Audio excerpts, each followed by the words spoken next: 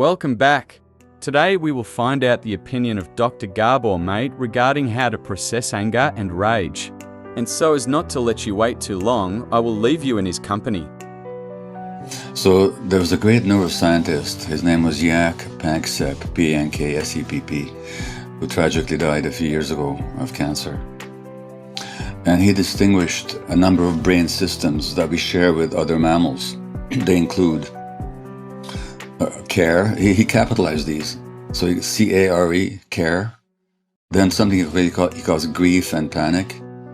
Then fear, lust, seeking, play, and rage. These are all brain systems that we have. They're all necessary for mammalian life. They're all necessary. Now, by rage he means the anger that arises when our boundaries are being transgressed. If I were to infringe on your boundaries, either physically or emotionally, the healthy response for you is to mount an anger response. No, get out. Stay away. That's healthy. Healthy anger is in the moment. It protects your boundaries, and then it's gone. It's not necessary anymore. However, if your boundaries were infringed as a child, but you could not express it, it doesn't disappear. It gets suppressed. It becomes almost like a volcano that's gurgling and bubbling inside you, but it's had no expression. Now, why did you suppress it? Because when that's happening to a small child, the last thing you can afford is to be angry. Because if you get rageful at the boundary invasion, you're going to get hurt even more. So suppressing that rage becomes a survival mechanism. Nothing wrong with it. It's the right thing to do.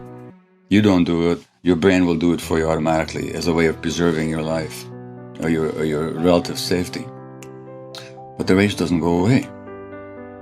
What happens then later on as an adult, something triggers you, and all of a sudden it just explodes out of you, and you have no control over it.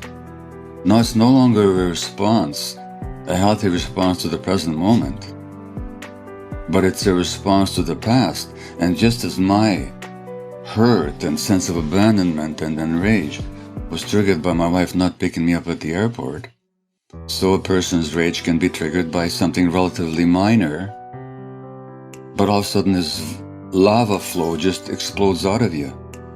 And the difference between healthy anger, and by the way, suppressing healthy anger is also unhealthy for you. We can talk about that. But just as healthy anger expresses itself, does its job, and then it's gone, rage, the way, such as I'm describing, such as the way I used to experience it, and probably as you used to experience it, the more it explodes, the bigger it gets. Because it recruits more brain circuits into its service. So that's the difference between healthy anger on the one hand, which is an essential boundary defense. And by the way, so much parenting advice in this culture tells parents to force kids to suppress their anger. Really unhealthy advice. And there's healthy anger, then there's that rage that you and I have both experienced. That, to work with that, no, it's, look, if you're going to punch a human being and there's a pillow to punch instead, better to punch the pillow. No question about that. But as a technique of dealing with it, no, that's not how you learn to process that rage, because it needs to be processed. Well, if I was working with you, I would encourage you to fully experience the body experience of rage. What's happening in your body? And you'll find that it's not just an idea in your head. It's something that dominates your visceral experience of yourself. Your muscles, your breathing, your abdomen, your entire nervous system.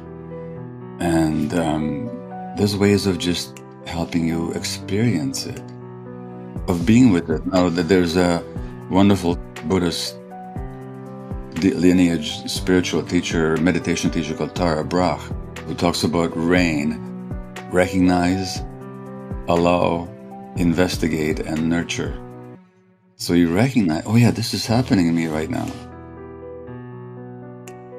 Okay, I'm going to allow it. Not allowing it in the sense of I'm going to act it out on somebody else, but I'm going to be with the experience. And then investigate, okay, what is this really all about? And then nurture that little person that had to suppress all that rage.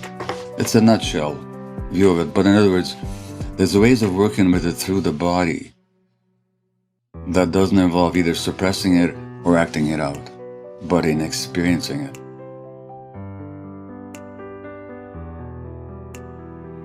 Thank you for staying until the end. If you liked it, don't forget to subscribe. A like and a share are very much appreciated. Until next time, I wish you a wonderful day.